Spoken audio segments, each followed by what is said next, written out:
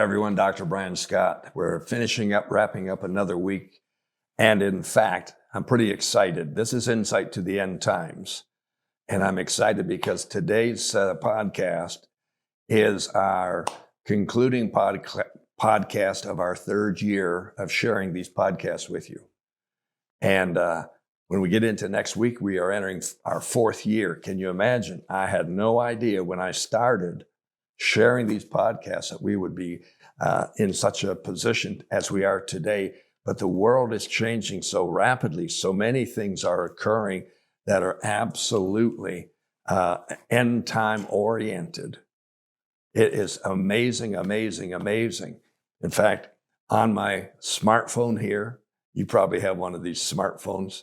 On my smartphone, it has a breaking news feature, obviously. And that's not necessarily uncommon. And I'm surprised over the last couple of days, there have been so many reported earthquakes here in North America.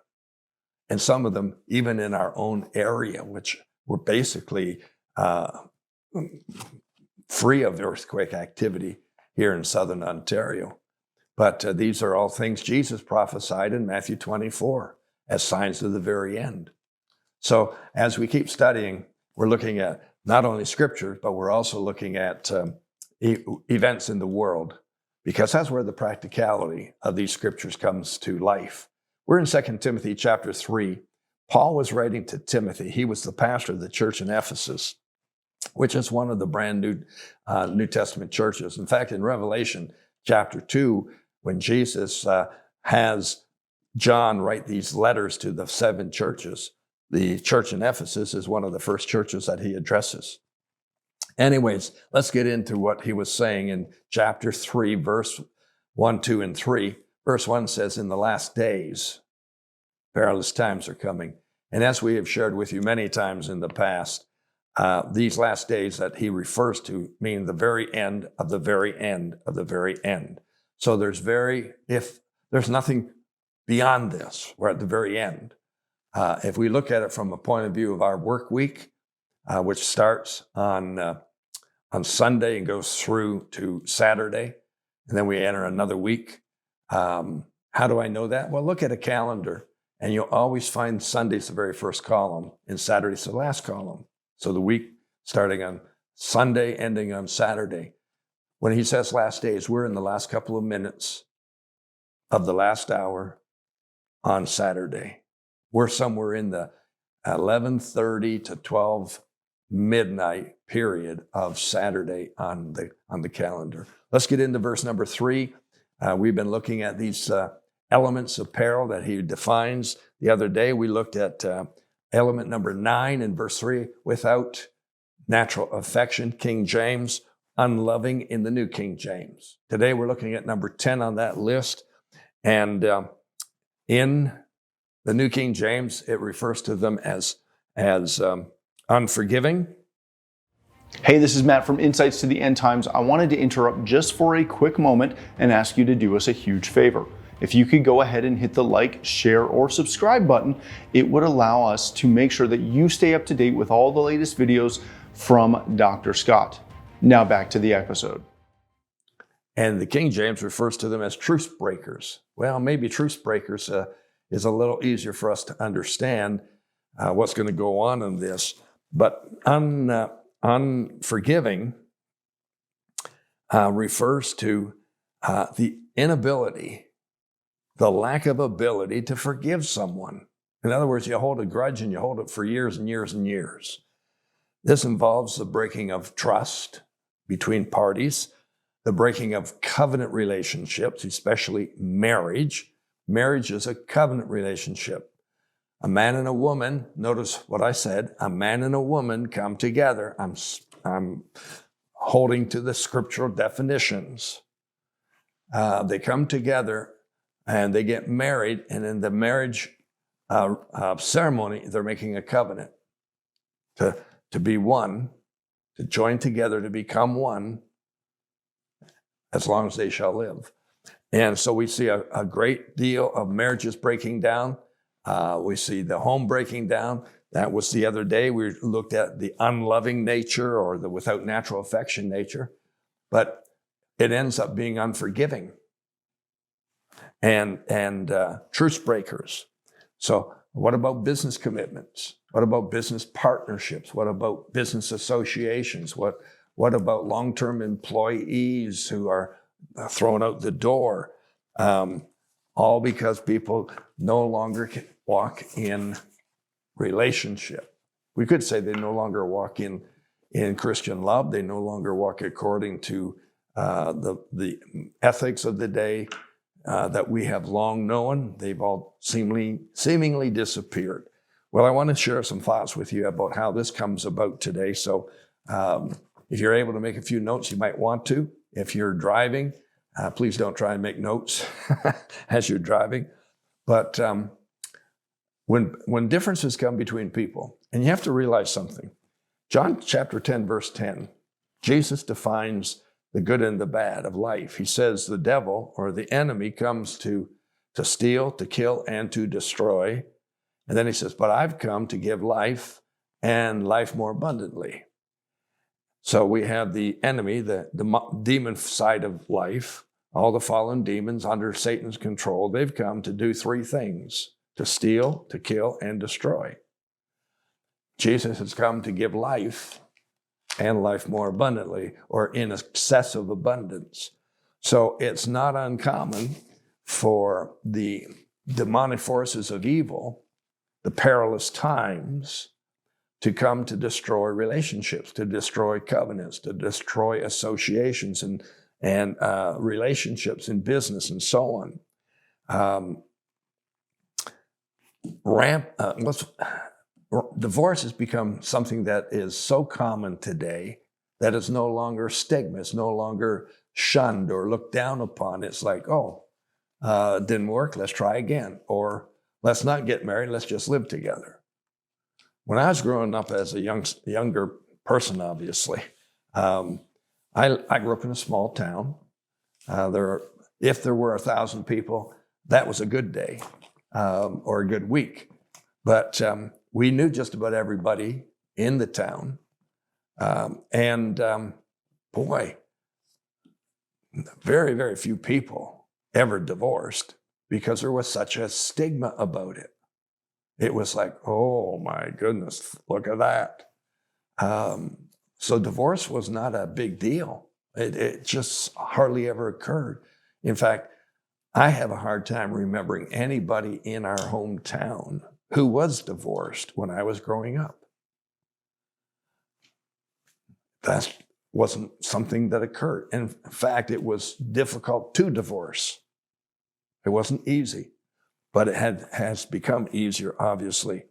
I went to university, and I ended up studying in two different faculties, the School of Business Administration, and then in the law school. And I received my legal degree, and I got into practice. And of course, some of the things we had to deal with in our law firm that I was part of included family issues and divorce matters. Now, in order to be divorced, you had to prove some kind of wrong had occurred. So you had to hire private investigators, and they had to sneak around and get photos of affairs that were going on, where one of the parties was engaging in an affair outside of marriage. And if you couldn't prove that, you couldn't get a divorce. But then as the early part of my practice years, the government changed those rules, and they said, no, we no longer need that. We're going to offer a no-fault divorce. So if you have what we call irreconcilable differences, that's sufficient. You can get a divorce on that basis. Well, everybody has differences, and some of them you could term as irreconcilable. But really, come on. The one spouse likes tapioca pudding and the other one doesn't. And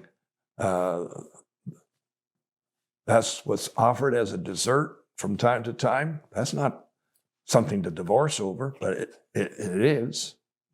I'm not trying to trivialize this matter. It's just that you hardly ever see people work things out.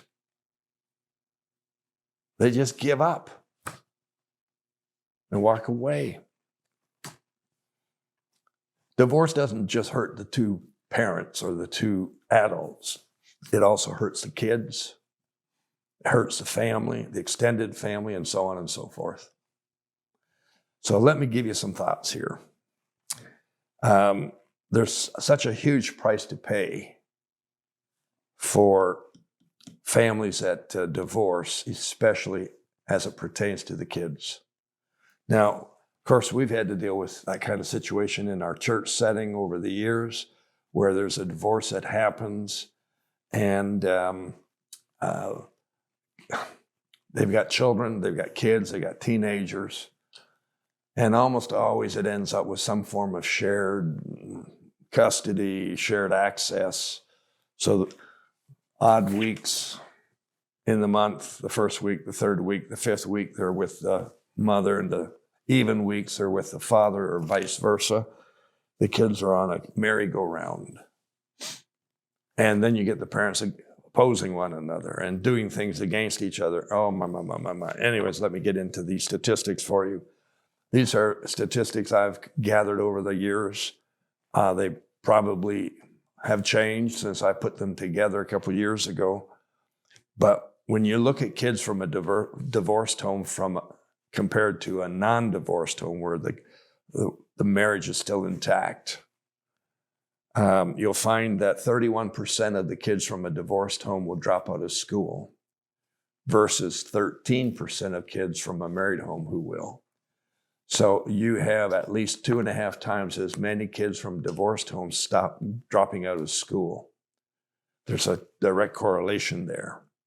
Here's a second stat. 33% of the girls from a divorced home will get pregnant outside, as teenagers or young people outside of marriage, versus only 11% from those in a married home. So that's 3 times as many. That doesn't bode well either. The reason for that is they're starting out from an insecure position,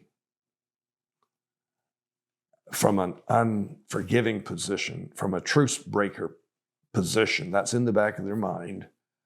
And now they're giving birth to a child who's going to be raised in a similar type of situation. Third point here. 11% of males coming out of a divorced home, 11% of them are likely to end up in prison versus 5% from a married home. So that's double. So you see, there's a real impact upon the offspring of a marriage that falls apart and a divorce occurs. Here's what some further survey points out. In the United States, things have changed rapidly in terms of marriage. So these statistics put together by sociologists compared the status of things in the States in the 1960s versus the current years. And here's what they came up with. They said, comparing back to 1960, because of the lack of marriage stability today, 750,000 children end up having to repeat their school year. 750,000 kids in the United States have to repeat a school year because of the instability in the home front. The marriage falling apart, the pressure, the tension, the stress, the anger, the shouting, the divorce situations. That's a huge number of kids having to repeat a grade. They went on and said there would be 1.2 million fewer school suspensions if we had the stability of marriage as we did in the 1960s. That's heavy. Those are big numbers. Thirdly, there would be 500,000 fewer acts of teenage delinquency. 500,000, that's 500,000. That is a huge number. And then finally, there would be 70,000 fewer attempted suicides if we had more marriage stability. So when you put all those things together, you'll see that this category of unforgiving, which leads to a breakdown of things, whether it be in a marriage or whether it be in a business setting, whatever. But the marriage is the one that's most concerning to us because of the effect upon these children, these kids. Continuing, this is very sobering, isn't it? 89% of the children out of a divorced marriage will end up likely being divorced themselves. There's a reason for this. They don't forgive their parents. They have animosity and anger towards their parents for the breakdown. The Bible talks about it in John chapter 20. It says the sins that you don't forgive are the sins that attach themselves to you, and the sins that you do forgive and release, they are released from your life. Well, very, very few have the ability to forgive something that has hurt them so drastically and directly. That's why 89% of divorced kids end up being divorced.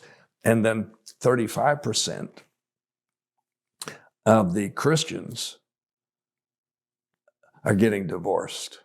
Sometimes that number goes up to 50%, which if it's not the same as non-Christian, it's even greater than that. And in many cases, like 23% of the Christian marriages that end up in divorce, they'll end up in divorce a second and third time. No stability there. It's a seed that's been planted. It's not pulled out. If you're familiar with dandelions in a lawn, they come up, green leaves, yellow flower. If you let them turn to seed and the wind spreads them, you're going to have dandelions everywhere. Well, I don't like dandelions in my lawn. I do everything I can to get them out. But if all you do is take off the top of the dandelion or pull out the leaf portion and you don't get to the taproot, you still have dandelions coming up. And that's what's going on here. If you don't get to the taproot of the anger and the lack of forgiveness, it's going to repeat itself over and over again. So truce breakers come upon the scene and they won't forgive, and businesses fall apart, business deals, business relationships fall apart, homes fall apart, all kinds of things fall apart. And think about all the people who are in one church 1 month and then they're gone and they go somewhere else. We call them transplants. And anytime you transplant a bush or a plant, you damage the root system and it won't be as strong the next time it's planted. And if you transplant it again, it won't be as strong. And we've seen a regular turnover of people in our churches where they are there for a season at a time. Something is said they didn't like it, or something is preached they didn't like, or they felt someone preaching at them, they didn't like that. And they don't have an ability to forgive. They don't know how to forgive. They've never forgiven. And on they move. So they're transplanted elsewhere. And then again, and then again, and then they're not even there. So every time we see these things occurring, we end up usually with a lawsuit in the marriages, divorce action, separation actions. We end up with drawn out legal affairs, motions, thousands and tens of thousands of dollars spent and no resolution. This is a serious peril of these last days that is not changing. It's not getting better. It's getting worse. And we take it for granted anymore. It's so common. But I want you to realize how important it is for us to be forgiving and to walk in forgiveness. It will eliminate that seed, that taproot from getting inside of you. Hey, I call you blessed today. Thanks for joining us. And when we come back next week, we are in a brand new year of podcast, and I'm looking forward to it. and I trust you will too. See you then. Pray you're blessed. Amen.